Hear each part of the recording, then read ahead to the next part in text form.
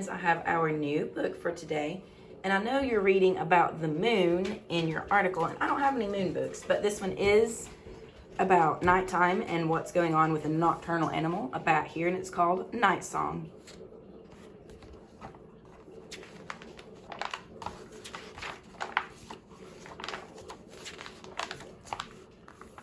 The sun had set, and the shadows clinging to the walls of the cave began to wake and whisper. "Chiro, Little Wing," the bat mother said to her child, "tonight you must fly out into the world, and I will wait here for you." "But the night is dark, Mama, darker than the moth's dark eyes, darker even than the water before dawn," the little bat exclaimed, twitching his ears this way and that. "I know," whispered his mother. "And when it is that dark outside, I cannot always see," Chiro admitted, stretching his wings. "There are other ways to see," she told him, "other ways to help you make your way in the world." "How?" "Use your good sense." "What is sense?" the little bat asked. Mother folded him in her wings and whispered into his waiting ears. "Sense is the song you sing out into the world, and the song the world sings back to you. Sing and the world will answer. That is how you'll see.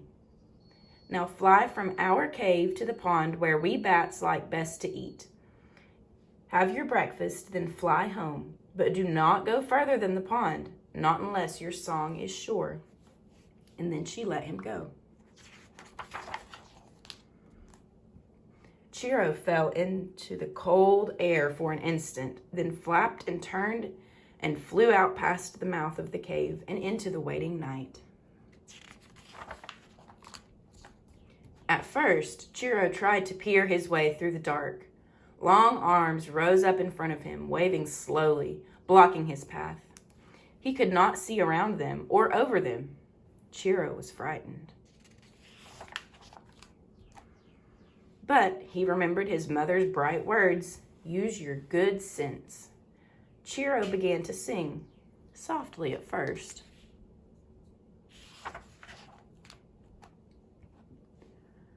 But then, more surely, his song flew ahead of him, and soon he could hear something singing back. The tall trees called out to him, chanted the lengths of their long branches and the girths of their rough trunks. Gleefully, he flew through the woods, past the pines, over maples, and away.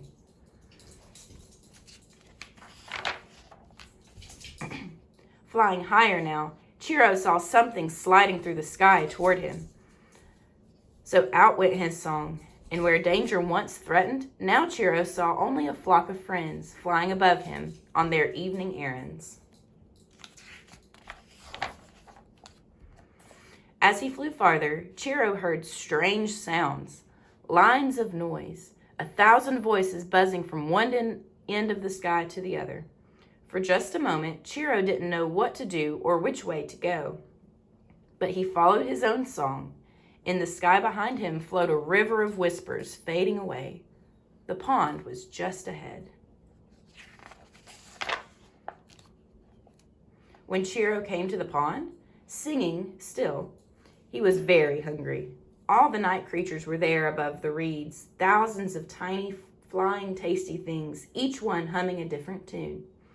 For Chiro, each of their songs sounded like breakfast. Chiro ate well that night. When he was full, he stretched his wings again and thought about flying home. But he began to wonder just a little. What lay beyond the pond? What lay beyond his mother's words?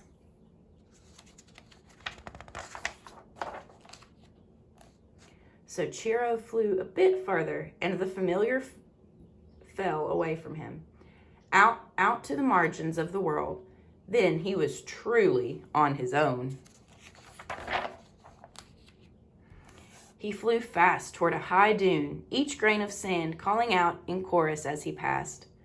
Chiro flapped up and over the top of the dune and out over the strand, singing louder than he ever sang before. Out went his song over dark water, and then again and again, each wave on the ocean rising up to greet him, each splash of sea foam becoming kin to him. The sky began to change, grow light, and cast long shadows over the shore. With the morning came memory, his mother's voice, her warm wings. Chiro knew it was time to go home. Flying higher than he'd ever flown, Chiro began to sing, listening. The music of the land rose up in all its many textures, each tree, each cliff, each place he'd passed, until finally the song of home added its voice to the others. His cave called out from the blanketing shrubs and pillows of moss at its mouth, and Chiro followed that familiar sound back into the sheltering earth.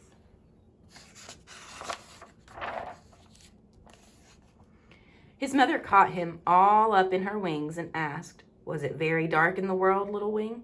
What did you see?"